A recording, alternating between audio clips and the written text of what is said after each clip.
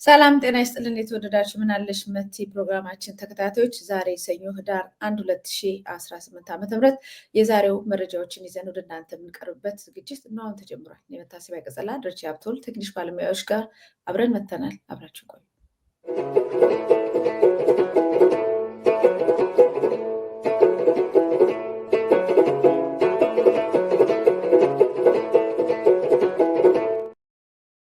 ደረጀ እንዴት ሰንብተሃል? እንዴት ውላል? መቲ እንዴት ነሽ? ደህና ነሽ ወይ? አለን ይመስገን። እንኳን ደህና መጣህ። እንግዲህ መቼም ምንም ማድረግ አንችልም።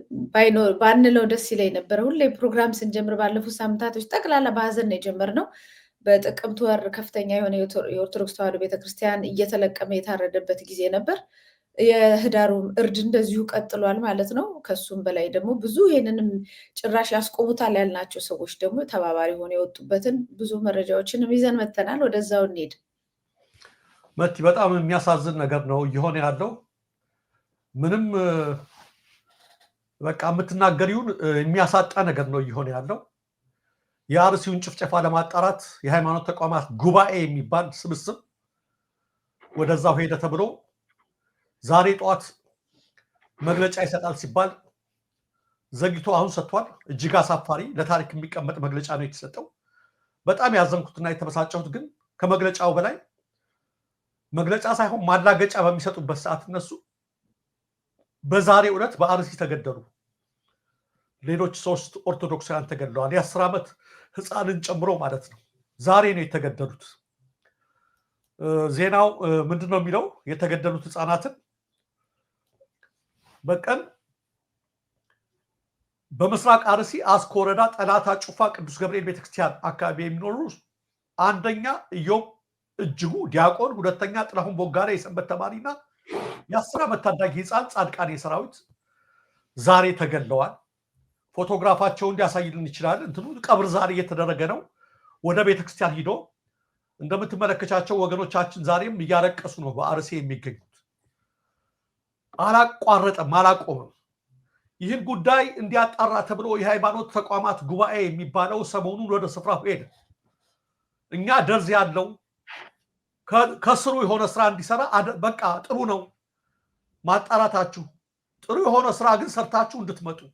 አዎ ተጨፍጭፈዋል ከተባሉት ከ50 አካባቢ ኦርቶዶክሶች ውስጥ የተወከለ አንድ ሙስሊም 2 ሙስሊሞች እንዳሉ ሰምተናል። አንድ ካቶሊክ 2 ካቶሊክ መኖራቸውን ሰምተናል።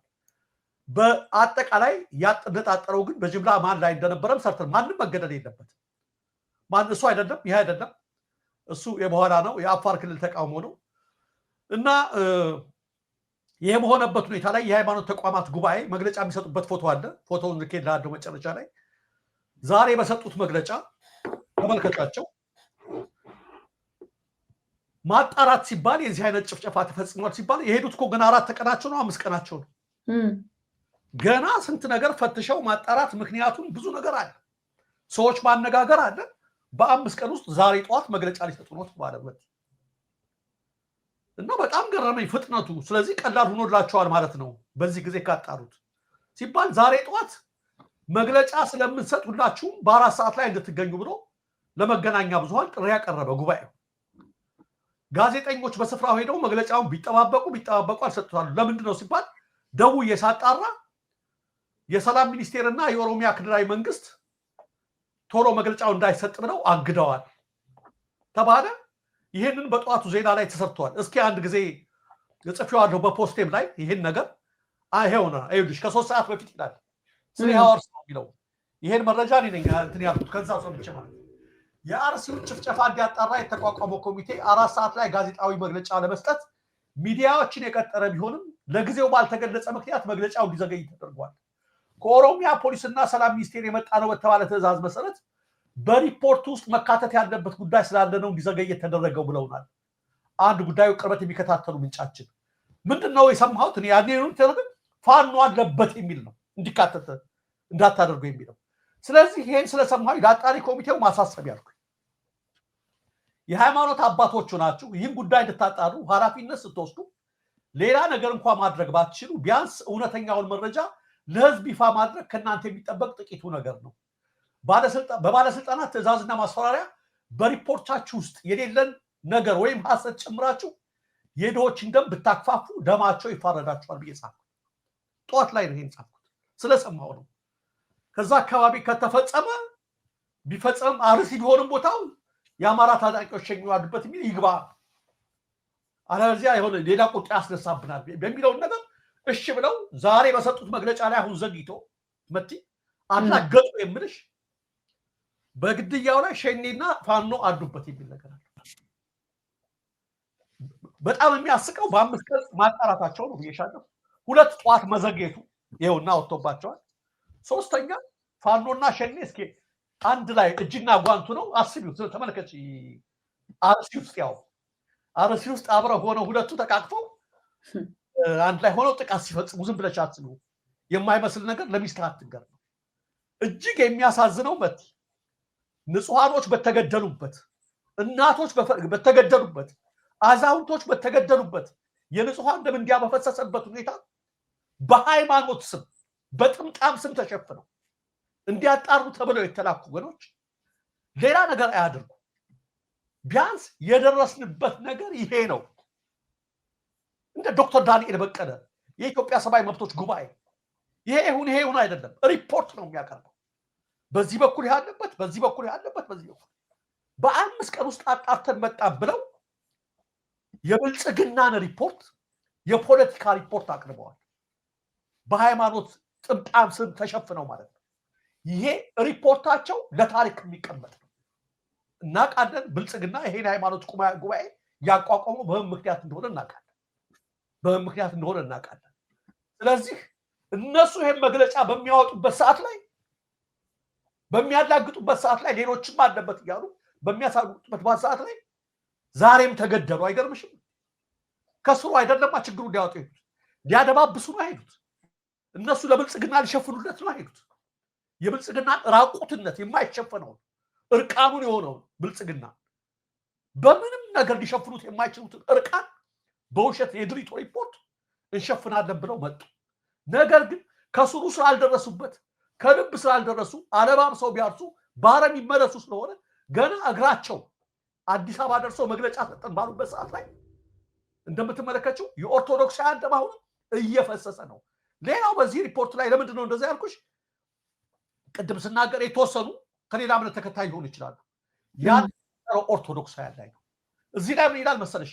ሃይማኖት ተኮር አይደለም ከዛም ከዚህም አድርገዋል ይችላል። ተመልከች፣ ከመቶ ሰው 3 ሰው ከሌላ ሃይማኖት ቢገደል እንደዛ ብለሽ ትናገሪያለሽ። በአመዛኙ እውነቱን ነው መናገር ያለባቸው። ከዚህ በኋላ ስንት ዓመት ልትኖሩ ነው እናንተ? ከዚህ በኋላ ምን ልትጨምሩ ነው? ምን ልትቀንሱ ነው? የሞቱት ይሄን ያህል ናቸው በቁጥር አስቀምጡ። አንድ ሰው ቀላቅላቸው ሃይማኖት ተኮር አይደለም የሚል ድፍን ያለ መግለጫ አታውጡ። በአጋጣሚ የሆነ ሰው ሊጠቃ ይችላል። ማንም መሞት የለበትም። ለሙስሊሙም፣ ለክርስቲያኑ፣ ለካቶሊኩም፣ ለፕሮቴስታንቱም ኢትዮጵያ ሀገሩ ነች። ለማናቸውም ሀገራቸው ነች። ነገር ግን የአርሲው ግድያ ያነጣጠረው ኦርቶዶክሳውያን ላይ ነው። ይሄው አሁንም ዛሬ የተገደሉት 3 ኦርቶዶክሳውያን ናቸው፣ ዲያቆናት የሰንበት። የእናንተ ሪፖርት ገና ተነቦ ሳያልቅ እንዲህ አይነት ሪፖርት ከምታደርጉ ምን አለ ሁሉ ነገር ቢቀርባችሁ። በዚህ እድሜያችሁ የሃይማኖት አባት ነን ብላችሁ እንደዚህ ከምትሆኑ ምን አለ ባይበላስ ቢቀር። ዳገቱ ላይ ሰው ጠፋ ነው ያሉት ፕሮፌሰር መስፍን እጅግ በጣም የሚያሳፍር ሪፖርት ማቅረባቸው ነው የበለጠ የሚያበሳጨው። የሃይማኖት አባቶቻችን እንደተቆጣችሁ እናውቃለን። እና አቡነ ናትናኤል ሌሎቻችሁም ቁጣችሁን እየገለጻችሁ መሆኑ ሰምተናል። እና አቡነ ጴጥሮስ ከዛ ግን ፈርዘር መሄድ ያለብን ጊዜ ላይ ነው። አጣሪ የሚባሉትም እንደምትመለከቷቸው ናቸው። ከስሩ መፍትሄ ሊፈልጉ ስላልፈለጉ በኦሮሚያ ክልል ትዕዛዝ የዚህ አይነት ሪፖርት አወጡ። ስለዚህ ችግሩ ስላልተቀረፈ ደም መፍሰሱ ቀጥላ ሆነ። እኛ ደም መፍሰሱ እንዲቆም ነው የምንፈልገው። ደም መፍሰሱ ደግሞ እንዲቆም ከችግሩ ከስሩ እውነቱ ወጥቶ መጠራት አለበት። እውነቱ ያልወጣ ነገር መፍትሄ ሊገኝለት አይችልም። በሰው ደም ላይ ማክፋፋት ማደባበስ ነውር ነው፣ ወንጀልም ነው። በምድርም ነውር ነው፣ በሰማይም ኃጢአት ነው። በጣም በጣም አሳፋሪዎች ናቸው። በጣም ብዙ ሚስጥር አለው። በነገር ላይ ብዙ መረጃዎች እየወጡ ነው። ይሄ አጣሪ ኮሚቴ ምናምን የሚባለው ነገር ወዲያው በዚህ በ5 ቀን ውስጥ ሄዶ ላፍ አድርጎ የመጣትን ነገር እና የሄዱበትን ቦታ ሁሉ ሰዎች በደንብ እያወጡት ነው። ይሄ የሆነው ቦታው የተጎዳበት ቦታ እነሱ የነበሩት ሌላ ቦታ እንደነበር አስቀምጠዋል። ትክክለኛ ተጎጂዎች እንዳላናገሩ አስቀምጠዋል። ማን እንደላካቸው አስቀምጠዋል። ብዙ ነገር ነው። ገና ይሄ ውጤት እንደሚመጣ በደንብ አድርገው እየተናገሩ ነበር። ሰዎች በደንብ በግልጽ አስቀምጠውታል። ካካሄዱ ጀምሮ ፖለቲካ ሊሰራ ነው። አሁን የሃይማኖቱን ግድያ ወንጀሉን ፖለቲካ አደረጉት እና መጡ። የምን ፖለቲካ? የብልጽግና ፖለቲካ አድርገውት ነው የመጡት። እሺ ሸኔም ከገደላቸው ፋኖም ከገደላቸው እነማን የቱ ጋር በደንብ እሱንም ይንገሩና በደንብ ክፍለ ጦሩን ይንገሩን። አሁን የት ነው ያለው? መሬት ፋኖ እዛ መሬት ይዞ ከሆነ የት አካባቢ ነው ያለው? እነሱ ታዲያ እንዴት ሄዱ? ሸኔ ከሆነ የትኛው ነው? በደንብ አድርገው ዲቴል ይንገሩን። በደንብ ገብተው ይንገሩን። እንደዚህ አይነት ትላልቅ ሽማግሌዎች መቼም እንደዚህ አይነት ጦርነት በሸኔና በፋኖ በአንድ ላይ ባሉበት ከፍተኛ ጦርነት ነው ሊሆን የሚችለው። ስለዚህ እዛ ቦታ ላይ እንዴት ደርሰው በሰላም ሊወጡ ይችላሉ? እንዴት ሳይፈሩ ሄዱ? እንዴት ገብተው በሰላም ወጡ? የሚለው ነገር ለምን ሌላው ከተመታም እነሱም ሊመቱ የሚችሉበት ነገር ስላለ ማለት ነው። ዋናው መንግስት ፖለቲካ ሊያደርገው አስቧል። ፖለቲካ ሲያደርገው ደግሞ የእሱን ጠላቶች የሚዋጉትን ጠላቶቹን ነው በዚህ ሁኔታ ሊከስ የፈለገው። እኔ እሺ እሱም ይሁን። እኔ አሁን ሁሉ ጊዜ ካድሬዎቹና የመንግስት ሰዎች እየመጡ መንግስት አይደለም ያደረገው፣ ሸኔ ነው ያደረገው፣ ፋኖ ነው ያደረገው፣ እንትን ነው ያደረገው ይሉናል። ይሄንንም እኮ የሚጠየቅበት መንግስት ነው። ሁሉ ጊዜ የማይገባቸው ፖለቲካው የድንቁርና ስለሆነ ማንም ይግደል መንግስት ነው የሚጠየቀው። እንዴ በየቀኑ አንድ ቀን እሺ አመለጠኝ ሳልዘጋጅ ይበል። በሁለተኛ ቀኑ እንዴት ያመልጠዋል? በሶስተኛ ቀኑ እንዴት ይበል? እንደዚህ ይሄ ሪፖርት ሄደው በሚናገሩበት ቀን እንዴት የዛን ጊዜ እንኳን ህዝቡን ፕሮቴክት ማድረግ ያቅታቸዋል? እንዴት ማዳን ያቅተዋል? መንግስት እኮ ሙሉ በሙሉ እኔ ነኝ ገዳይ እያለ እኮ ነው፣ በአደባባይ እየነገረን እኮ ነው። አይደለሁም ይላል፣ ግን እሱ ነው ገዳይ። ምክንያቱም ቆሞ በለው እያለ ነው እያስገደል። እነሱን በሰላም አስወጥቶ በደንብ ሪሰርች አድርገው ጥናት አድርገው መጡ አይደለ? ስለዚህ ሌላውን ታዲያ እነሱን ባስገብቶ ባስወጣበት መንገድ ሌላውን ለምንድን ነው ማዳን ያልቻለው? አቅም አለኝ እኔ ጦርነት ከጀመርኩ እንግዲህ ለአፍሪካም እበቃለሁ ለዓለም እበቃለሁ ብሏል። አቅም የለኝም እንዳይል። ስለዚህ መንግስት በአደባባይ ፈቅዷል ማለት ነው። እሺ ማንም እንዲገላቸው የፈለገ ሰው ማንንም እንዲገል ፈቅዷል ማለት ነው። ስለዚህ እንደዚህ ከሆነ መንግስት ገዳይ ነው ማለት ነው። ስለዚህ አሁን መጥተው ፋኖ ነው ሸኔ ነው ስለተባለ ክርስቲያኑ አይ በቃ ፋኖ ነው የገደለው፣ አይ ሸኔ ነው እንኳን ሞቱ እንዲል ነው። ምንድን ነው? እኔ አልገባኝም እኮ አውትካሙ ምንድን ነው? ማንም ይግደላቸው፣ ለመገደላቸው ተጠያቂው መንግስት ነው። አለቀ በቃ። አያገባኝም ማለቱ፣ ሀዘን አለማወጁ፣ በየቀኑ ሊጠብቃቸው አለመቻሉ፣ አሁን ደግሞ ጭራሽ በሞታቸው ላይ መሳለቅ መጀመሩ የሚያሳየው ዋናው ጠላትና ገዳዩ መንግስት እንደሆነ ነው። እኔ አይደለሁም በማለት መንግስት መዳን አይችልም። ዓለም ላይ ብዙ ጥፋቶች በሀገራቸው ሲደረግ መንግስት ነው የሚጠይቀው፣ መንግስት ነው ሪዛይን የሚያደርገው። ከየት ያመጡት ፖለቲካ ነው? እኔ አይደለሁም በቃ እኔ ስላልኩ ሌላው ይጨፍጭፈው። እንደ የሀገሪቷን ከፍተኛ የሆነ ታክሱንም ገንዘቡንም ታንኩንም አንተ ጠቅልለ ወስደ ለራስ ሽርሽር ብቻ ስትጠቀምበት ማህበረሰቡ እንዴት ነው ልትከላከልለት የማችለው? ደግሞ ሀገሪቷ ውስጥ በዚህ ደረጃ ሰው ውሎ መግባት ካልቻለ አልቻልክም ማለት ነው። ለሚችል ማስረከብ ነው። እኔ አይደለሁም እኔ ምንም የሚያገባኝ ነገር የለም። እንዴት ነው ነገሩ? ይሄኛው ነው በደንብ ግልጽ ያልሆነልኝ። ይሄ መግለጫ በራሱ በጣም ከባድ ድንቁርና የሞላቸው ሰዎች ናቸው በዚህ ጉዳይ ላይ እንዲህ ብላችሁ በሉ ብሏቸው የሰጧቸው። ምክንያቱም ያሉት ነገር አሁንም የምናነጣጥረው ወደ መንግስት መሆኑን የሚያግደን ነገር የለም። ዓለም የሚያነጣጥረው ወደ መንግስት ነው እና ምንም ለውጥ አይመጣም። እንደውም የሚያመጣው መንግስት እያድበሰበሰ ከዚህ በኋላ ሊያስጨርስህ ወይም ራሱ ሊጨርስህ መዘጋጀቱን የሚያሳይ ነው። ከዛ ውጪ ብዙ መረጃዎች እየወጡ ነው። አሁን እንደውም ሰሞኑን ሌላ አንድ መረጃ ወጥቷል። በዛ መረጃ መሰረት ስም ዝርዝሮች ወጥቷል። የተገደሉ ኦርቶዶክሳውያን የሚል ማለት ነው። ከመስከረም 2 ጀምሮ ያለው ነው የሚሆነው እና እዚህ ላይ የሚታየው 100 14 ነው ስም ዝርዝር የደረሰው ማለት ነው። በደንብ ሁሉ ነገር በደንብ ዲቴል መሄድ ስለሚያስፈልግ በየአቅጣጫው እዛ ውስጥ ያሉትን በደንብ ቬሪፋይ ለማድረግ እና ሌሎቹንም ያልተጨመሩ ለመጨመር ነው። ከአንድ መረጃ የወጣው 114 ኦርቶዶክሳውያን ተገድለዋል እና ይሄ ሃይማኖትን መሰረት አይደለም ያደረገው ፖለቲካ ነው ከተባለ እሱም ያስኬደኛል በነገር ላይ። ምክንያቱም የብልጽግና ፖለቲካ ኦርቶዶክስን መጨፍጨፍ ነው፣ ኢትዮጵያን ማፍረስ ነው፣ ቤተክርስቲያኗን ማመስ ነው፣ ሌሎቹንም ሃይማኖቶች እየገቡ ማመስ ነው። በቃ የብልጽግና ቀኝ እጆች ማድረግ ነው። ስለዚህ የዛ የፖለቲካ አጀንዳና ማስፈጸሚያ ደግሞ አንዷ የኢትዮጵያ ኦርቶዶክስ ተዋሕዶ ቤተክርስቲያኑ እየተቃጠለች ነው፣ ህዝቡ እየታረደ ነው። አለቅ። በፖለቲካ ሂድ በእምነት ሂድ አታመልጥም። በቃ ገዳይ ነህ። ስለዚህ ማህበረሰቡ በእርግጥ ብዙ እንቅስቃሴ እየተደረገ ነው። አሁን ውጭ ሀገር በጣም ብዙ ቦታ እዚህ ለንደንም አለ። ለምሳሌ የሚቀጥለው ቅዳሜ ማስታወቂያ ሰምቻለሁ ትላንትና እና ፍትሐት ይደረጋል። በተለያዩ ዓለም ላይ ባሉ ቤተክርስቲያናት ፍትሐት እየተደረገ ነው። ኢትዮጵያም ፍትሐት እየተደረገ ነው። ኦሮሚያ ክልል ራሱ ፍትሐት እየተደረገ ነው። ይሄ ማለት ምንድነው? ህዝቡ፣ ማህበረሰቡ፣ ምዕመናኑ፣ ካህናቱ እየሆነበት ያለውን ነገር አውቀዋል። ፍትሐት እያደረጉ ነው። የኛ ናቸው የተገደሉት፣ ኦርቶዶክሳውያን ናቸው፣ የሃይማኖት ጭፍጨፋ ነው ብለው ፍትሐት እያደረጉ ነው። የሃይማኖት ጉባኤም ይበል ቅዱስ ሲኖዶስ ውስጥ ያሉትም ተገንጣዮችም ወይም ይህን አጀንዳ አራማጆችም ይሆኑ ከመንግስት ጋር የሚሰሩ የሚሆኑ ብልጽግና የሚሆን ሌላ ያወሩ፣ ማህበረሰቡ ግን ኦርቶዶክሱ አንድ ላይ ተሰብስቦ እየጸለየ ነው። ከዚህ በኋላ እንዴት ራሱ ማዳን እንዳለበትም ደግሞ እየመከረ ነው ያለው። ብዙ ስብሰባዎችም አሉ። ግን ለሞቱት መቼም መስዋዕትነት ስለከፈሉ ሰማዕት ናቸው፣ ለሃይማኖታቸው ታርደዋል። ላሉት ግን ጽናቱን ሰጥቶን ተጠናክረን ራሳችንን የምናድንበትን መንገድ ይስጠን ብዬ ነው በዚህ ማቆመው ደረጃ። መቲ ልክ ነሽ።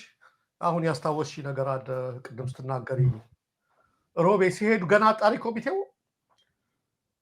ሙሉ ከፍተኛ ችግር ያለበት ወረዳ አልመጡም። አይተሽ ከሆነ ያን የዜና ስናቀርብ ሮቤ ላይ በሙሉ እዚህ ወረዳ አልመጡም ተባለ እና መቲ ሞት ያለበት ቦታ ላይ ሄደን እናጣራለን ብለው እነሱ ሆቴል አርፈው ውስኪ ጠጥተው መጥተው ሪፖርት ሲያቀርቡ ምንድነው የሚሰማቸው? በዛ ሲሸነግሉ አክርመዋቸው ነው የሚመጡት። ትልቅማ ችግር ያለበት ቦታ ላይ እንዳልሄዱ ያው ተናገሩ እኮ ሰዎቹ።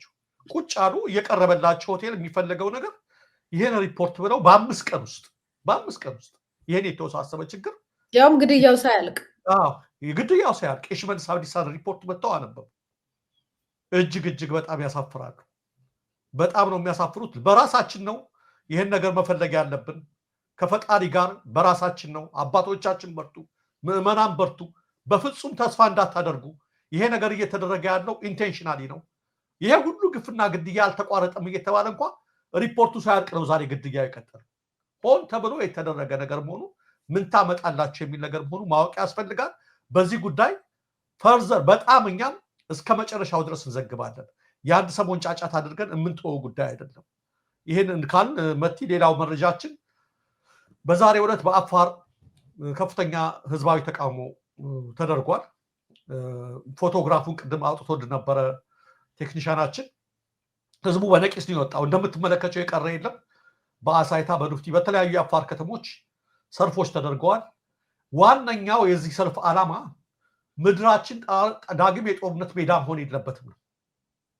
ሰሞኑን በተደረገው ጦርነት የተፈናቀለው ማን ነው? ዋጋ የከፈለው ማን ነው? የአፋር ህዝብ ነው። ማንም ሌሎቹም ያው ውስኪ እያጋጩ ነው ተዋጊዎቹ ምኖችም እያደረጉ። ስለዚህ አንፈልግም ነው። ከዚች ውስጥ ካድሬዎችንም አስገብተዋልና የብልጽግና ካድሬዎች ማህበራዊ ሚዲያው ላይ ሻቢያና ህዋት ምናምን የምትል መፈክር ብቻን ብቻ እንትን እያደረጉ ሜዳችንን የጦርነት ሜዳ ያድርግብን ብለዋል ይላል። እውነቱ ይዘገብላቸው። የአፋር ህዝብ ዛሬ በሞላው የጠየቀው ካድሬዎቹ ናቸው። በቃ መሬታችን ለማንም አንፈልግም፣ ለሁለቱም ህዋቶች አንሰጥም መሬታችን ያሉት። ይሄ ነው የሰማነው። ማናቸውም ወገን ህዝቡ ያለው ይቺ ህዋት እነ ደብረጽዮን የሚመራ ህዋትና ሻይምት አይደለም። ያኛውም ህዋት ይሄኛውም ህዋት ክልላችንን እረፉ፣ አትምጡብን፣ በቃን፣ በማያባራ ጦርነት ደቀናል ያሉት። ይሄ ትክክለኛ ድምፅ ነው። ትክክለኛ ድምፅ ነው። ዋጋ እየከፈለ ያለው ያ ነው። ስለዚህ ብልጽግና የሚሰማ ከሆነ የአፋር ክልልን ዳግም የጦርነት ሜዳ አያድርገው። ይሄ ህዝብ እየተናገረ ነው። አትቀደዱበት። እዛ ያስቀመጥከውን የሆነ አንጃ አስቀምጠሃል። መሳሪያም ፋይናንስም እየረዳ በአፋር ክልል አሰለጥናለሁ እቀጥላለሁ ካልክ መሬቱን ልቀቅ፣ ተው። የአፋር ክልል የዛሬ 2 ዓመት መንግስቴንም አላስነካም ብሎ አላሳልፍም ብሎ መቲ በአካል ድረስ ይደናል። እናንቻ አይተነዋል። ያን ሁሉ መከራ የተቀበለ ህዝብ እንደገና እዛው መሬት ላይ እስኪ አንድ መንግስት ሽምቅ አድርጌ እዛ መሬት ላይ ውጊያ ከዛ ከፍታለሁ ይላል እንዴ? መቼ ነው የሚያልፈው ይሄ ህዝብ? ስለዚህ ህዝቡ ዋናው መልእክቱ ካድሬዎቹ እንዳሉት አይደለም። ሁለቱም ህወሓት አንፈልግም ነው ያለው። ሁለቱም አይምጡብን አይድረሱብን ነው ያለው። ስለዚህ አታጣሙበት። አሁንም ዘገባው አሁንም እናንተ እስካሰለጠናችሁ ድረስ እዛው ጦርነት እስካደረጋችሁ ድረስ ግጭቱ ይቀጥላል። ለዚህ ደግሞ ተጠያቂው ኦህዴድ ብልጽግና ነው። ዋነኛ ተጠያቂ ነው። ሌላ ከዚህ ጋር ተያይዘው መቲ የምናነሳው ነገር በመከላከያ ውስጥ የሆነ ቁጣ ተሰምቶ ትናንት የደረሰኝ መረጃ ነው። ሳስበው በጣም ትክክል ነው። ሰሞኑን በአፋር ክልል ውጊያ ተደርጓል። ውጊያ ተደርጎ በ30-40 ደቂቃ ውስጥ ነው የጻድቃን ቡድን የተበታተነው። በዛ በመበሳጨት የድሮን ጥቃት ተፈጽሟል። አይተሽ ከሆነ ያው ተሰምቷል። ህወሓቶች ባሉበት ቦታ ላይ የድሮን ጥቃት ተፈጽሟልና መሳሪያ ያስቀመጡበት ቦታ ላይ ነው እንግዲህ ለማለት መጋዘኑ ላይ እንደዚህ እንደተፈጽሟል ይባላል። ግን ምን እንዳሉ ታውቂያለሽ? እነዚህ መከላከያዎች የተቆጡት ራሳቸው እኮ የብልጽግና ሰዎች ናቸው። በጣም ሾክ ደነገጡ፣ በድሮን ጥቃቱ ማለት ነው። እና ሲያስረዱን በጣም የገረመኝም ነገር እኮ ነው። በሰሜን እዝ ላይ ጥቃት የተፈጸመበት 5ኛ ዓመት የተከበረው የዛሬ ሳምንት ነው። ሰሜን እዝ ላይ ህወሓት ያንን ነገር ሲፈጽም ከመፈጸሙ በፊት በብልጽግና በኩል አብይ ከኤርትራ መንግስትም ጋር በመሆን ስጋቴ መፍጠር ምናምን ነገሮች ነበሩ ህወሓት ላይ። ያን ተከትሎ ካስታወሳቸው አለ ሰውየው ከትግራይ እንወጣለን ብሎ መከላከያውን አልያዙትም። እዛ አትወጣም ብለው ይወጣ ነበር እኮ ጦርነቱ ከመጀመሩ በፊት ሰሜን እዝ አትወጣም አሉት። ያ በሆነበት ሁኔታ እኛ እስከዛሬ ያልተናገር ነው አለ ጠቅላይ ሚኒስትሩ አብይ አህመድ የሚመለከታቸው የጦር አዛዦች ያን ያህል ሰራዊት እዛ ያለ ባልወጣበት ሁኔታ ምን ባላለበት ሁኔታ ያን ነገር አድርገው ህወሓት ያን እንዲፈጽም አደረጉ። በአሁኑ ሰዓት ይሄ የድሮን ጥቃት ሲፈጸም አሉ ያፋሩ መቲ በመቀሌ አሉላ አባነጋ አውሮፕላን ማረፊያ እጅግ በርካታ የፌደራል ፖሊስ ሰፍሯል። ህወሓት ባለበት ቦታ በመቀሌ በአዲግራትና በተለያዩ ከተሞች የመከላከያ አባላት ሰፍሯል። በህወሓት ናቸው እነሱ።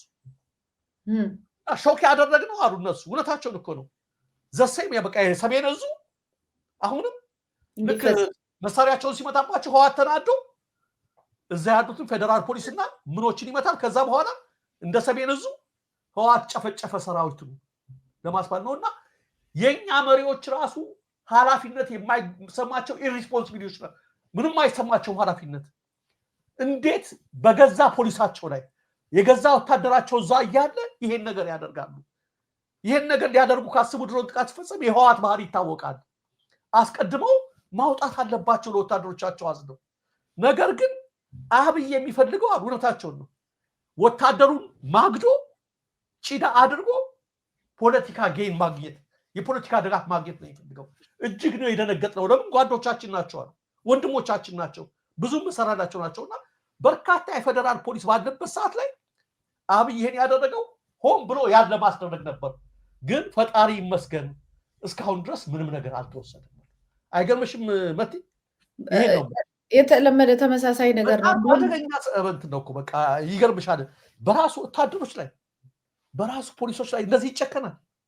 እስኪ አንቺ አሁን ህወሓት ድሮ ሲያደርገው የነበረው ማለት ነው ወደ ጫካ ሲገባ ገና ድሮ የራሱን ማህበረሰብ በማስጨፍጨፍና በማስራብ አልነበረ ምዕራባውያኑን እንዲገዙለት ያው እንዲከተሉት ያደረገበት ተመሳሳይ ነገር ነው እየተደረገ ያለው። ግን በዚህ በተለይ በአፋሩ ላይ ከዚህ በፊት አንድ መረጃ እንደዚሁ ሰዎችም እየሰጡን ነበር። በተለያየ ቦታ ላይ ያሉ አመራሮች በተለይ ከአፋርና ከሶማሌ ክልል ብዙ ጥያቄ እያነሱ ነበረ። ብዙ ጭቅጭቅ እየተነሳ ነበር። ብዙ ጥያቄዎች፣ ክርክሮች እንደውም ካልተገማገምን እያሉ ጥያቄዎች ይነሱ ነበር። የተባለው ጥያቄ አሁን በደንብ ግልጽ ሆኖ መጣ። ምክንያቱም አፋርን በእንደዚህ አይነት የጦርነት ቀጠናና የወታደር ማስቀመጫ ማሰልጠኛ ሲያደርጉ የተቃወሙ ሰዎች ነበሩ። ከአፋር አካባቢ ማለት ይሄን ነገር ሬዚስት ያደረጉ የተከላከሉ ሰዎች ነበሩ። ብዙ ጥያቄ እንግዲህ ምን እንደተደረጉ አናውቅም። ስለዚህ ወደ ጉዳዩ ተሄዷል። አሁን ህዝቡ እንደገና ሰልፍ የወጣበትን ነገር ደግሞ ምላሹ ምን እንደሚሆን አላውቅም። ህዝቡ በጣም ምስኪን ነው ሲጀመር። ለምን ይሄ ጦርነት እየተደረገ እንዳለ ሌላው ማህበረሰብ የታች ያለው ማህበረሰብ ሰርቶ ተፍተፍ ብሎ የሚያድረው ምንም የሚያውቀው ነገር የለም። ከላይ ያሉት ናቸው ቀመሩን ሰርተው ሴራውን ሰርተው ምን ከመንግስት ጋር የሚሆኑትም ሆነው እንደገና ጦርነቱ ግን ህዝቡ ላይ ምንም ያልተዘጋጀው ማህበረሰብ ላይ በጣም እኔ እኮ በጣም የሚገርም ነገር ለረጅም ጊዜ እኮ ነው ጫካ ላይ የኖረው ላይ ያለው ነገር ፈርሶበት በጣም ለረጅም ጊዜ በ40 ዲግሪ ሴንቲግሬድ በጣም እጅግ በጣም ሙቀት 40-50 ይሞላ ነው። በእንደዚህ አይነት ቦታ ላይ በቃ ውጭ ላይ ተረፍፎ ነው የኖረው ለረጅም ጊዜ የአፋር ህዝብ ማለት ነው። ተመልሰ ጦርነት ምን ማለት ነው? ህዝብ እየጨረሱ መኖር እኔ እንዴት እንደሆነ አላቅም፣ ምን እየታሰበ እንደሆነ አላቅም። ግን የሚመለከተው አሁን ውጭም ያሉ የአፋር ማህበረሰብ ተወካዮች ምናምን ናቸው እንግዲህ ፖለቲካውን በደንብ ለማህበረሰቡ ሊያስረዱት የሚችሉ እነሱንም ወደ ሚዲያው አምጥተን ያለውን ነገር በደንብ ለመረዳት እንሞክራለን። ዞሮ የጦርነት ቀጠና ሆኗል። ስለዚህ በዚህ በኩል የድሮን ጥቃቱ በዚህ በራያም አካባቢ እየተደረገ ነው ያለው። እዛ አካባቢ ማህበረሰቡ ምኑም የመመታት ቻንሱ ሰፊ ነው። ግን በዋናነት የታሰበው በዋናነት ሎጂስቲክስ ያለበትን የጦርነት ሎጂስቲክስ ምናምን ያለበትን አካባቢ ነው ተመቷል የተባለው። ጦርነቱ በይፋ ተጀምሯል። እንግዲህ እሱን የምናየው ነገር ነው። ሲዳማ ላይ የሆነውን ሰምተሃል? ምናልባት ወደዚህ ስራ ማቆም አድማ ቀጣዩ አጀንዳችን እሱ ነው። እሺ ቀጥይ። ቀጥል። ይሁን ቀጥል። እሺ ዛሬ የመምህራን ስራ ማቆም አድማ ሲዳማ ላይ ብቻ አይደለም መቲ ወደ ቤኒሻንጉልም ተዛምቷል። በሲዳማና ማዕከላዊ ኢትዮጵያ ክልሎች ጨምሮ በደቡብ ኢትዮጵያ በሚገኙ ሌሎች ክልሎች ስር ባሉ ከተሞች የሚገኙ መምህራን የስራ ማቆም አድማ ጀምረዋል። በተለይ በሲዳማ ክልል በርካታ ወረዳዎችና ማዕከላዊ ኢትዮጵያ ክልል ጠምባሮ ልዩ ወረዳ ሙሉ ለሙሉ ትምህርት ቤቶች ዝግ መሆናቸው ታውቋል። አጠቃላይ የሲዳማ ማዕከላዊ ኢትዮጵያና ሌሎች አጎራባች ክልሎች ትምህርት ቤቶች የተዘጉ ሲሆን በሲዳማ ትምህርት ቤት ትምህርት የሚሰጥበት አንድም ወረዳ የለም ነው የተባለው። የአለታ ወንዶ ከተማ፣ የአለታ ህዳሴ እና የአለታ ወንዶ ሁለተኛ ደረጃ ትምህርት ቤት መምህራንም የመስከረምና ጥቅምት ወር አዲሱ ደሞዝ ባለመሰራቱ መንግስት ጥያቄያችንን እስኪመልስ ድረስ አናስተምርም በማለት አቁመዋል። ተማሪዎችን በትነዋል። የደሞዝ ጭማሪ ይደረጋል በሚል የፍጆታ እቃዎች ዋጋ እንዲኖሩ ያደረገው የብልጽግና አገዛዝ እስካሁን ምንም አይነት ጭማሪ ሊያደርግልን ባለመቻሉ ከፍ ያለ ችግር ላይ ወድቀናል ያሉት መምህራኑ ጥያቄያቸው እስኪመለስ ድረስ በአድማቸው እንደሚቀጥሉ አስታውቀዋል። ይህን ተከትሎ በበርካታ ከተሞች ያሉ ትምህርት ቤቶች ከዛሬ ጀምሮ ዝግ መሆናቸውን የዓይን ምስክሮች አረጋግጠዋል። በተመሳሳይ በቤኒሻንጉል ጉሙዝ ክልል መተከል ዞን ወንበራ ወረዳ ያሉ ትምህርት ቤቶች መንግስት ጭማሪ ደሞዛችን እስኪከፍል ድረስ የመማር ማስተማር ስራውን አቁመናል በማለት ትምህርት ቤቶችን ዘግተውና ተማሪዎችን በትነው ተመልሰዋል። እዛ ብቻ አይደለም፣ በኢሊባቡርና በጉጂ ዞን ያሉ መምህራንም በተመሳሳይ ምክንያት አድማውን እየተቀላቀሉ እንደሆነ ከስፍራው የደረሰን መረጃ ያመለክታል። እንግዲህ መቲ ያው በሁሉም ቦታ ላይ አሁን ስብሰባ ተቀምጠዋል ከወረዳ እስከ ክልል ድረስ። ነገር ግን የጸጥታ ኃይሎች ሁሉ የጸጥታ ቢሮዎች ሁሉ ስብሰባ ተቀምጠዋል። ከአቅማቸው በላይ ስለሆነ የሚያደርጉት ነገር የለም። የብልጽግና አገዛዝ ከጦርነት በላይ የሚያስፈራው እንዲህ አይነትም ጭምር ነው፣ አድማዎች ናቸው። እና ይሄ ብቻ አይደለም፣ ፎቶግራፎች አሉ የነዚህ የመምህራኑ ሁሉ ጠዋት አቅርቢያቸዋለሁ። አሁን እንትን ስላላሉ ነው። በብዙ ቦታ ነው የመምህራኑ የሕክምና ባለሙያዎች አድማ ሁለተኛ ዙር ተራዝሞ ነበረ፣ መስከረም ላይ የተደረገው ነበረ። እሱ ይህን ተከትሎ አሁን የወጣው ዜና ደግሞ አሁን ህዳር 18 ቀን በተያዘው ወር ሁለተኛው ዙር የጤና ባለሙያዎች አድማ ይጀምራል ተብሏል። አስተባባሪ ኮሚቴው አሳውቋል። በህቡ የተደራጀው አስተባባሪ ኮሚቴ የመምህራኑ አድማም እየሄደ ነው። ደሞዝ እጨምራለሁ በማለት የፍጆታ ዕቃ ቅድም እንዳሉት ላይ ከደረሰ በኋላ እንጃ የሚጨምርበትም አቅም ያለው አይመስልም። አሁን ከውስጥ የሚወጣው መረጃ እንደሚያመለክተው ኢኮኖሚው በጣም ደቋል። ብር እንግዲህ አትሞ ካልሰጠ በስተቀር አጠቃላይ የሀገር ውስጥ ዕዳው የመንግስት ራሱ በጣም 50 ቢሊዮን ምናምን ተሻግሯል። የሀገር ውስጥ ዕዳው ራሱ ያ ብቻ አይደለም። ሰሞኑን ሪፖርተር ያወጣውን ዘገባ አይተሽ ከሆነ የዓለም የምግብ ፕሮግራም ያጠናው ጥናት ላይ ከ193ቱ የዓለም ሀገራት ኢትዮጵያ በድህነት 180 ላይ ነው ያለች ይላል። 180 ማለት መቲ ከስራችን 13 ሀገር እነማን እንደሆኑ አላውቅም። ያ ብቻ አይደለም። ኢትዮጵያ ላይ ይላል ሪፖርቱ 135 ሚሊዮን ህዝብ ይኖራል ተብሎ ይገመታል። አሁን ከ135 ሚሊዮን ውስጥ ይላል ከድህነት ወለል በላይ የሚኖሩት ወይም ደህና ገቢ ያላቸው የሚባሉት 4.3 ሚሊዮኑ ብቻ ናቸው። 135 29 ምናምን ነጥብ ምናምኑ በከድህነት በታች ናቸው ይላል። በፐርሰንት ሲቀመጥ 4.5 ነው። 4.5% የደሴቷ ነዋሪዎች፣ የብልጽግና ነዋሪዎች፣ የነ አብይ ዘመዶች፣ የነ ሽመልስ አብዲሳ ዘመዶች፣ የነ አረጋ ቂጤሳ የነሱ ዘመዶች ናቸው። በዚህ በደሴቷ ላይና እነሱ የተጠጉ ደግሞ አንዱ አይደለ ይሄ ጥገኛው ክፍል የነሱ ቤተሰቦች 4% ከኢትዮጵያ ህዝብ ማለት ነው። እስከ መሰልት አጠቃላይ የኢትዮጵያ ህዝብ በዚህ የድህነት አረንቋ ውስጥ ነው የሚገኘው። ይህ በሆነበት ሁኔታ ነው አብይ የዛሬ 5 ዓመት የዛሬ 10 ዓመት ከአፍሪካ አንደኛ እንሆናለን ምናምን እያለ እንደፈለገ የሚናገረው ማለት ነው። መቼም ጊዜው የዚህ ያነቃቂ ንግግሮች ጊዜ ነው። እድሜ ለአብይ እንደዛ አይነት ነገሮች አሉ። ሚራክል መኒ፣ ሰበር ዜና፣ የፋይናንስ ጥርመሳ አለ፣ ነገ ጠዋት 5 ሚሊዮን ይገባል የሚሉ ሰዎች የመጡበት ስለሆነ እሱም የሚናገረው ነገር በኢኮኖሚ ፖሊሲ ቅር ሳይሆን አይተሽ ከሆነ በእንደዛ አይነት ነገር ነው። በጎ ተመኝ ይሆንልሃል ዝም ብለህ ተናገር በሚለው ነውና ዓለም የሚያወጣው ሪፖርት እኛን ያሳቅቀናል፣ በጣም ያሳፍራል፣ እጅግ በጣም ያሳዝናል። ኢትዮጵያ እዚህ ደረጃ ላይ ደርሳለች እና በየን እያሉ ነው። የመምህራኑ አድማ ተባብሶ ቀጥሏል። በቤኒሻንጉልና በሌሎችም ወደ ኤሊባቡር እየተዛመተ ነው፣ ወደ ጉጂ እየተዛመተ ነው። የጤና ባለሙያዎችም አድማ ሰሞኑን ይቀጥላል የሚል መረጃ ደርሶናል። መልካም። በዚህ አጋጣሚ ባለፈው ሳምንት ፕሮግራሜ ላይ ዓርብ ዕለት ከሲዳማና ከኦሮሚያ ሰዎችን ቃለመጠይቅ አድርጌ ነበር። ከሲዳማ እና ከኦሮሚያ ፖለቲከኞች እንደዚሁም በጋምቤላም ዙሪያ ላይ እንደዚሁም ከጋምቤላ አንድ ተወካይ ውጭ የሚኖር ኢንተርቪው አድርጌ ነበር። የሲዳማው ሰው ምንድን ነው ያለኝ? ሲዳማ ላይ አለ በቃ የኑሮ ውድነቱ የስራ ማጣቱ ከአይምሮ በላይ ነው። እና አንድ ፋክት ምን መሰለሻል፣ ይሄ መንግስታዊ ቅጥር የሚባል አንድ አካባቢ መቼም እንደ ሀገር ስንኖር ቅጥር ምናምን የሚባል ስርዓት አለው አይደል? ሰዎች ይቀጠራሉ በየመስሪያ ቤቱ። እንደዚህ አይነት ቅጥር የሚባል ወጥቶ አያውቅም ማለት ሰው ሲቀጠሩ አይተን አናውቅም። ቅጥር የሚባል አናውቅም። እንደው ምንም ስለው በሰው የሚገባ ይኖራል። ኦፊሻሊ ግን ቅጥር የሚባል ነገር ወጥቶ አያውቅም ማለት ላልተወሰነ እንግዲህ ረጅም ጊዜ ወጥቶ አያውቅም። ታዲያ ሰው ተመርቆ ይቀመጣል፣ ተመርቆ ይሰደዳል፣ ተመርቆ ይሄዳል። ወጣት ሁሉ እየተመረቀ ምንም ነገር ቅጥር የሚባል የስራ ቅጥር የሚባል ነገር እያየን አይደለም። እና ከባድ የሆነ የኑሮ ውድነት ችግር አለ እና ብዙ ስራዎች የመልካም አስተዳደር የህዝብን ገንዘብ ጥቂቶች የሚወርሱት ነገር የሙስናው ሰማይ እየደረሰ በጣም ከባድ ነው። እና ንግግሩ ምንድነው ዲስፈንክሽናል የሆነ የማይሰራ አካባቢ ይመስላል። ከዛ ወደ ኦሮሚያ ስንሄድ በተመሳሳይ ሁኔታ እንደውም ይሄ ምን አለኝ፣ ድሃም ሆኖ መኖር እኮ አንድ ነገር ነው። ወተን አንመለስም። በጣም ከባድ ነው። በጣም ከባድ ነው። የሰላም ሁኔታ በጣም አደገኛ ነው። የሚሰማንም የለም የሚጠብቀንም የለም። ከባድ ሁኔታ ውስጥ ነው ያለ ነው የሚል ነገር ነው። ከዛ በፊት በነበረው ደግሞ እንደዚሁ ቃለመጠይቅ ያደረኩት ደቡብ ክልል ድሮ የተባለው የነበረው ጠቅላላ ማለት ነው የሲዳማን በአሁኑ በባለፈው በደቡብ ኢትዮጵያ፣ ማዕከላዊ ኢትዮጵያ ምናምን የሚባሉትን ጠርቻቸው ነበር እና እነሱ ይሄ ትምህርት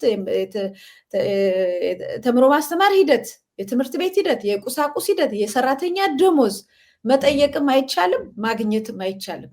ምን በቃ በደመ ነፍስ ነው የምንኖረው። ሰው ስራ እየቀየረ ወደ ሌላ አካባቢ በጣም ከባድ ችግር ነው እያሉ ነበርና የሚጠብቀው ያለው የሆነ ጊዜ ላይ ኮላፕስ ያደርጋል አይደል? ሁሉ ነገር አንድ ቀን ይዘጋል እያልኩ ነበር ስጋት የነበረው እና ይሄው አሁን ዛሬ የሆነው እሱ ነው። አንዳንድ ወረዳዎች ላይ ሙሉ በሙሉ አንድ ትምህርት ቤት እኮ አይደለም ሙሉ በሙሉ ሁሉም ትምህርት ቤቶች መዘጋት ማለት ምን ማለት ነው?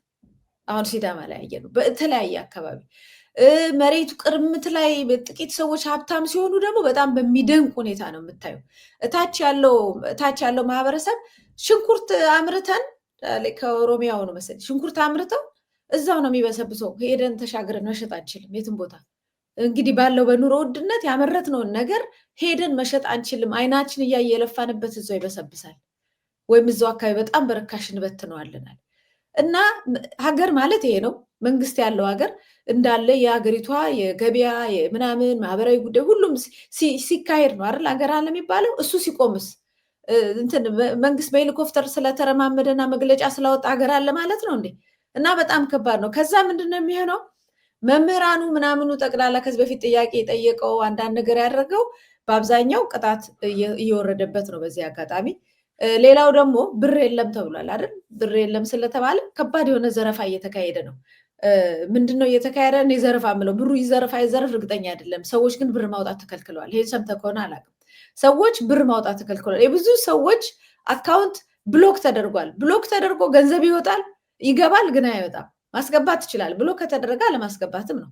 አንዳንዶቹ ጋር ማስገባት ትችላለህ፣ ማውጣት አትችልም። ሄደው ሲጠይቁ ለምንድን ነው የምናውቀው ነገር የለም ከላይ ነው። እኛ ባንኩ ቅርንጫፉ ምንም የሚያውቀው ነገር የለም ከላይ በመንግስት የመጣ ነው። አሁን አንዳንድ እስር ቤት ያሉ ብዙ ኢትዮጵያውያን ወገኖች አሉ። እንደምታውቀው ሰርቶ የሚያድረውን ተሯሩጦ የሚያድረውን አሰሩት። ካሰሩት በኋላ ልጆች እንዳይራቡ ውጭ ያለ አንዳንድ ሰው ወይም ኢትዮጵያም ያለ ትንሽ ትንሽ ለማገዝ ይሞክራል። በጣም በተወሰኑ ሰዎች ባንካቸው ዝግ ሆኖባቸዋል። ዝግ ሆኖ ለቤተሰብ ለልጆች ገንዘብ ማስገባት፣ ለእናት ለሚስት ገንዘብ ማስገባትና የቤት ኪራይን የምትከፍልበት ለማድረግ አልተቻለም። በባለፈው በሕክምና በአንዳንድ ቦታዎች ባለሙያዎች ሲንቀሳቀሱ የነበሩ ሰዎች ባንካቸው ተዘግቷል። ማውጣትም ገንዘብ ማውጣት አይችሉም። ለምንድን ነው የሚታወቅ ነገር የለም። ኦልሬዲ አንደኛ ከዚህ በፊት የተናገርኩት የሕክምና ባለሙያዎች መምህራን ያነሱትን ነገር ፈጥነው ገፍተው ካልተሄደበት ያው በቀል እንደሚመጣ የታወቀ ነው። ይበቀላል የሚል ነበረ የኔ አቋም። ይሄው ቀስ ቀስ እያለ እየተበቀላቸው ነው። ከሱ በላይ ግን በዋናነት የብዙ ሰዎችን ገንዘብ እንዳይወጣ ከልክሏል ንግድ ባንክ። በተለይ ንግድ ባንክ ላይ ነው ጥያቄ የተነሳው። ይሄ ከሆነ ደግሞ እና የንግድ ባንክ ጉዳይም አይደለም የመንግስት ጉዳይ ነው። በቀጥታ ነው ትዕዛዝ። እንደውም እኛ የምናውቀው ነገር የለም እያሉ ነው ከስር። ለምን እንደሆነ አናውቅም፣ ነገር ግን ይሄ ሆኗል እና ከኛ ቁጥጥር ውጭ ነው እያሉ ነው የባንኩ ሰራተኞች እና እዛ አካባቢ። ስለዚህ ይሄ ብር ስለጠፋ ብር ስላነሰ ችግር ላይ ስለተሆነ ከዛ የግለሰብ ገንዘብ ሊወሰድ ነው ወይስ ምን ሊደረግ ነው? ወይስ ለስለላ በጣም ትናንሽ ገንዘብ ያላቸውን ሰዎች ነው አሁን የምልህ። ሌላው ደግሞ በዚሁ ልክ እንግዲህ የሕክምና ባለሙያዎች ስራም እንዳይሰሩ በቀል እየወረደባቸው እንዳለ ስራም እንዳይሰሩ ገንዘባቸው እንዳይንቀሳቀሱ እየታፈሱ እየታሰሩ ነው። በቀደም አንከር ላይ ወጥቶ ነበር። ባለፈውም መሰረት ሚዲያ አውጥቶት ነበር። ከዛም ውጪ ሌላ ሚዲያ ደግሞ በተለይ አማራ ክልል የቀሩት ፋኖ አምጥታችሁ ፋኖ መቶ ታክሟል ተብሎ ሐኪሞች ተሰብስበው ተወስደዋል፣ ታስረዋል ማለት ነው። እና ጦርነቱን ይሄ መንግስት አጧጥፎታል በህዝቡ ላይ። ጦርነት የማብረድ ስራ ነው አይደል መስራት ያለበት አንድ መንግስት ከህዝብ ጋር ለመኖር። አጧጥፎታል። በሁሉም አቅጣጫ ነው እያደረገ ያለው። የገንዘቡ ነገር በጣም አደገኛ ነው። በዛው ልክ ደግሞ ከፍተኛ ቁጥር ያላቸው የሶሻል ሚዲያ ላይ ሊሰሩ የሚችሉ ሰዎች በመንግስትም በአምባሳደርነት ደረጃ በካድሬነት ደረጃ ተጽዕኖ ፈጣሪዎች ተብለው ምናምን ፓብሊክ ተጽዕኖ ፈጣሪዎች ተብለው ከፍተኛ በጀት ተበጅቶላቸው ደግሞ ገጽ ግንባታ ሊሰሩና እኛን ሊሳደቡ ደግሞ እንደዚሁ ገንዘብ ባጀት ተደርጓል። ይህን ሁሉ ችግር ባለበት ሁኔታ ማለት ነው። እና ያለንበት ነገር ምናልባት ትላንት ባለፈው ቃለመጠይቅ ላይ የኦሮሚያው ተወካይ ኢትዮጵያ አርብ ላይ ናት የሚል ነገር ነው የተናገረው። እና እሱን ነው የሚያሳየኝ ደረጃ። ልክ ነሽ መቲ፣ ምንም ጥያቄ የለውም። አሁን እኮ በዚህ ዘመን እኮ በአማራው ላይ የሚደረገውን ነገር ተመልከችው፣ በሌሎችም ላይ የሚደረገውን ትመለከቻለሽ። በአማራው ላይ ግፉ በዝቷል ስንል በሌሎች ላይ አይደረግም እያልን አይደለም። ኢቨን ከአንድ በላይ በሚወለዱ ላይ ራሱ ይሄ ቅልቅል ምንም አሁን ይሄን ያልኩሽ ከዚህ በላይ ደግሞ በጸጥታ ሁኔታ ከዚሁ ደሞዝ ላይ እየታገተ አምጣ እየተባለ ምን እየተባለ በዚህ ችግር ላይ መከራውን እያየ ልመና ያወጣው ብዛቱ መቲ በጣም ብዙ ነው፣ ለማስለቀቂያ እየተባለ ማለት ነው። እና አንድ ልጅ ቅድም ቪዲዮ ሰጥቶ በጣም ያሳዘነኝ አገቱና አለዛ ኦሮሚያ ውስጥ አገቱና አማራ በዚህ ውጣ አሏል። በአንድ በኩል አሰለፏቸዋል። ተጨንቄ ያለው አለ ልጁ ምንም ነገር አላውቅም አለ። ኦሮሞ በዚህ በኩል አሏል። ሁለተኛ በዚህ አሰለፉኛል። አንተ ምንድነው? እኔ በአባቴ ኦሮሞ እንዲመሩኝ ነው አለ። በእናቴ አማራ ነኝ አልኳቸው። ድብልቅ ነሽ? አዎ። እዚህ ለብቻ ተሰለፍ ያለ ለብቻ የተሰለፍኩ አለ። እኛ እዚህ ኦሮሚያ ነው የምታገለው፣ እንደዚህ የምናደርገው ህዝቡን ለማድረግ ነው። ስለዚህ በመጀመሪያ አላቸዋል እዛ ጋር የተተገቱት አማራ ተወላጅ እዚህ ያመጣችሁ ምንም ባይመለከታችሁ ትግሉ እዚህ እንትን ስላላችሁ ስላላችሁ 3 ሺህ ብር እያንዳንዳችሁ አንጣላችኋል ከተሳፋሪ አማራ ከተባሉት እናንተ አላቸው። ደግሞ ኦሮሞችን አለ ለእናንተ ነው ትግሉ፣ እናንተን ነፃ ማውጣት መሆን ታውቃላችሁ። ለብዙ ነገር እንደዚህ ይመጣልና እናንተ 6 ሺህ ብር አንጣላችኋል። በቃ እኔን ማሩኝ ማለት ነው ብዬ ስገባለ ድብልቅ አሉኝ አለ። ወደ እኔ መጥቶ መሳሪያውን ያቀባበላል። በእናትሽ 3 ሺህ በአባትሽ 6 ሺህ ብሎ 9 ሺህ ብር ተቀበለ። እውነት ነው።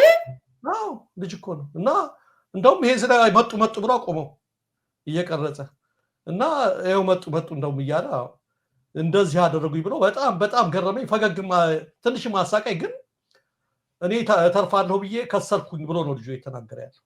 በሁለቱም በኩል አምጪ ብለው ተቀበሉ እያለ ነውና የምትሰሚው ነገር ምን የምትይው ነገር ሁሉ ለማን ነው እቺ ሀገር ምቹ ሆነች ብትይ ለማንም ምቹ አልሆነች። በቃ እንዳልሽው አንቺ ማንም ያድርገው ማንም ያድርግ ይሄንን እንኳን መቆጣጠር ያልቻለ አገዛዝ ነው ያለው። መከራው በስቷል። በዚህ የጦርነት ሳያቆም ከህዋትና ከኤርትራ ጋር የገባበትን ትመለከቻለሽ። ያ በሆነበት ሁኔታ አሁን ደግሞ አድማ እየጀመረ ነው የመንግስት ሰራተኞች። በነገራችን ላይ በመምህርና በጤና ባለሙያ ብቻ የሚቆም አይደለም። ሁሉም የሲቪል ሰርቪሱ ሰራተኛ ወደ አድማው ይገባል። ኢትዮጵያ እንዴ ልትሞች ነው አብርሃም ምንድነው ማድረግ ያለብሽ? ራስ ወደዛ እያመራ የሚመጣው ማለት ነው። መጨረሻችን በፊት መጥቲ አንድ ሰዓታችን ሂዷል። አንድ መረጃ ነች እሷ እንትን ለማድረግ ብዬ ነው። ሰሞኑን ባለፈው ሳምንት አብይ ከሁለት ሳምንት በፊት ፓርላማ ላይ ሪፖርት ሲያቀርብ ድሬዳዋ ኦሮሚያ ነች በማለቱ የሶማሊያ ሀገር ሽማግሌዎችና ወጣቶች የሚዲያ ባለሙያዎች ተቃውመው ነበር። እንደውም ይቅርታ ይጠይቅ አብይ ወጥቶ እንዴት ነው ይሄን የሚለው ድሬዳዋ ኦሮሚያ ነች ይላል በሚል ተናግረው ነበረ።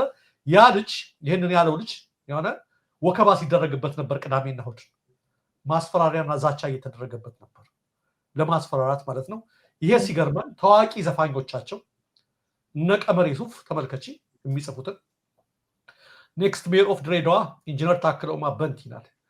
ቀጣዩ የድሬዳዋ ከንቲባችን ኢንጂነር ታከለ ኡማ ነው፣ ተዋወቁት እያሉ እያስተዋወቁን ነው። አክቲቪስቶቻቸው አርቲስቶቻቸው በሙሉ እንደዚህ እየወጡ ነው። ስለዚህ እንዲሁ እንደ መረጃ እንዲሆን ብዬ ነው። ኦዴድና ገብቶበታል። ይሉኝታ ያለው አይደለም። የአዲስ አበባ ውዝግብ አልተቋጨም የኔት እያለ ቦሎ ላይ ውዝግብ ማስነሳቱን ታውቃላችሁ። እንደዚህ አዳነች አቤቤ የሰበሰቧቸው አሉ ወሎ ኬኛ የሚሉ ትንሽ የሆነ አባል ባይኖራቸው ከባለፈው እንደሰማችሁ ጎንደርም የኛ ነው ምናምን የሆነ ነገር ብለዋል። የፋሲል እንትን ጠርተው አክሱማ ነበረች፣ ሽሬም ስረ ነበረ። ገቢ ብዙ ነገሮች እየተነሱ ነው። የቀረ የለም። በዚህ ሰዓት ተመልከቱ። በዚህ ሰዓት ይባስ ብሎ በጣም የገረመኝ እኮ ይሄ ነገር የተነሳው አጀንዳውን ማን የሰጠን መሰላችሁ? ጠቅላይ ሚኒስትር እኮ ተራሰው እኮ አጀንዳውን ቢሰጥ እኮ አይገርማችሁ እኮ በፓርላማ ላይ ውሄ ውጥረት ባለበት ላይ ድሬዳዋ ኦሮሞ ናት አይደል? ኢትዮጵያን እመራለሁ የሚል ጠቅላይ ሚኒስትር፣ ለአገር አንድነት እሰራለሁ የሚል ጠቅላይ ሚኒስትር። እንደምትመለከቱት ተቆጣ ህዝቡ። ምን አሉ? ወከባው ተጀመረ፣ ውጥረቱ ተጀመረ። ቀጠሉና ኦኤምኤን ያሉትን ሰምታችኋል። ቀጥሎ ደግሞ አርቲስቶቻቸው ገቡ። እንደው ከንቲባ መምረጥ ጀምረዋል። ይሄ ኃይል ነው። ስለ ኢትዮጵያ ብሔራዊ ጥቅም ልንገራችሁ የሚለን እነዚህ ሰዎች ናቸው። የኢትዮጵያን ዳር ድንበር ወደብ ልናስቀምጥላችሁ፣ በሀገራችን በሰላም እንዳንኖር በነፃነት እንዳንኖር የዳረጉን። ተውት ሌላው ይቅርብን፣ እስኪ በዚህ በሰላም እንድኖር በትንሹ ተፈትነው የወደቁ ሰዎች ኑ ትልቁን ነገር እናርግላችሁ ይሉት። በነገራችን ላይ ሁሉም ቡፋ ነው፣ ቀደዳ ነው። መት የተባለው ነገር ይሄ ወደብ ምናምን ይባለው አጀንዳ ነው። የለም እንደውም በሰላማዊ መንገድ እንጀምር የሚል አዲስ አብተዋል እንደ ሶማሌላንዱ። እኔ ደግሞ በየቀኑ እያስታወስኳቸው ነው። ለምን አብይ ይሄን ነገር ሲናገር የኢትዮጵያ ህዝብ ሾርት ሚሞሪ ነው ብሏል። አይሽ አንድ የሸውደ ነው ካለፍ ነገ ጧት አይጠይቀንም ነው። እኔ ግን ሁሌ አውቄ ይችን እንዲያስታውሰው ነው። ወደቡስ እንዴት ሆነ? ኑክሌሩስ እንዳይረሳ፣ ድፍድፉስ የነዳጅ ድፍድፉ ለምን እሱ ያን የሸውዱ አልፏል በሱ ቤት። እኛ ይሄን ስናደርጋቸው ይበሳጫሉ። አይተሽ ከሆነ ለምን ይሄን የምናደርገው እነሱ እንዳትረሱት እያል ይሄን ውሸታም ናችሁ እያል ቀጣፊዎች ናችሁ፣ ሁሌ ቀደዳ ነው የምታውቁት የሚለውን እንድናስታውሳቸው ልክ ይሄን ባዩ ቁጥር ይናደዳሉ። እና እንደዛ እያልናቸው ነው አለ። የወደቡም ጉዳይ ሰሞኑን ተንፈስ ብለዋል ለማለት ነው። መልካም። እስቲ መጨረሻውን እናያለን። ደረጀ በጣም እናመሰግናለን። ሰሞኑን ቅዳሜ ዕለት ሰልፍ ተደርጎ ነበረ። ቅዳሜ የተላክልኝ ፍራንክፈርት ሰልፍ ተደርጎ ነበረ። ባለፈው ለንደን ላይ ተደርጎ ነበር። ከዛ በኋላ እንደገና ፍራንክፈርት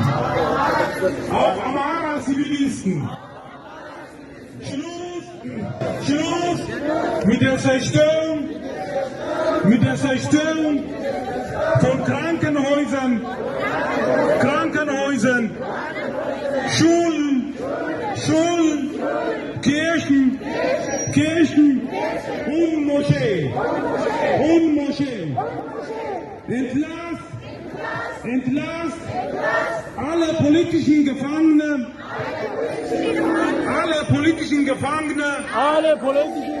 Journalisten,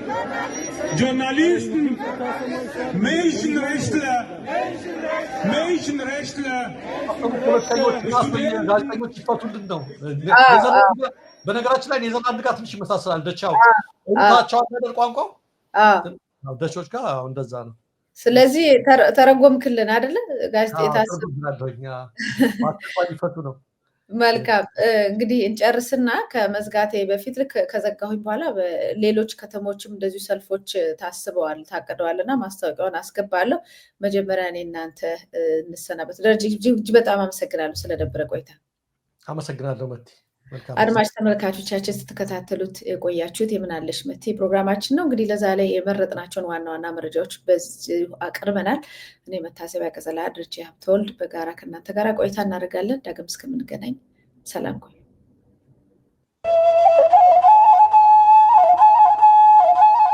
የአማራ እናቶች እንባ ዓለም አቀፍ የተቃውሞ ዘመቻ በአማራ ሕዝብ ላይ እየደረሰ ያለውን የዓመታት ለከት የለሽ ሰቆቃ፣ የግፍ ሞት፣ መፈናቀል፣ ስደት፣ እስርና እንግልት ለመቃወም ብሎም ለዓለም አቀፍ ማህበረሰብ ለማሳወቅ የተጠራ ሰልፍ ባለፈው ኦክቶበር 26 2025 በለንደን የአማራ ሕዝብ ስቃይ ግድ የሚላቸው ስለ ሰው ልጅ የሚቆረቆሩ እልፎች የተገኙበት ታላቅ ሰላማዊ ሰልፍ ተደርጓል።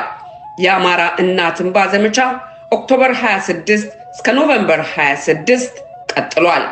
በፍራንክፈርት በኖቬምበር 8፣ ዘሄግ በኖቬምበር 12፣ ሚኒሶታ በኖቬምበር 16፣ ጄኔቫ በኖቬምበር 21 ታላላቅ የተቃውሞ ሰልፎች ተዘጋጅተዋል። በቦታው ተገኝተው በመከራው ውስጥ ያለውን ወገኑን ድምጽ ይሁኑ፣ ግፍንና ግፈኞችን ይቃወሙ። ዝምታ ሰላምን አያመጣም። ተግባር የሰላም የፍትህ መረማመጃ መንገድ ነው። ዓለም አቀፍ የአማራ እናቶች እንባ የተቃውሞ ዘመቻ አዘጋጅ ዓለም አቀፍ የአማራ ማህበራት ህብረት